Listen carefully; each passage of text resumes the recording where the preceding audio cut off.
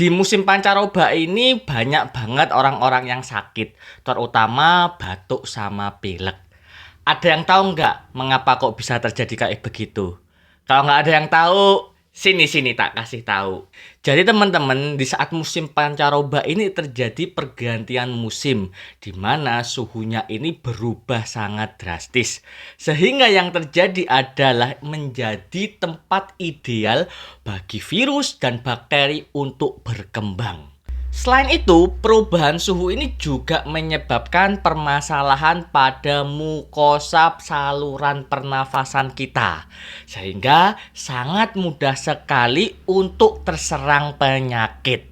Nah, kalau sudah terlanjur terkena sakit batuk dan pilek, kamu perlu minum obat yang membantu untuk mengatasi batuk pilek serta meningkatkan daya tahan tubuh. Contohnya adalah Herbablend Cough and Flu. Herbablend Cough and Flu ini membantu meredakan batuk dan pilek serta memelihara daya tahan tubuh karena mengandung jahe merah, ekstrak licorice, ekstrak timi, ekstrak cengkeh, ekstrak habatus sauda, dan madu yang sudah terbukti bisa mengatasi batuk dan meningkatkan daya tahan tubuh.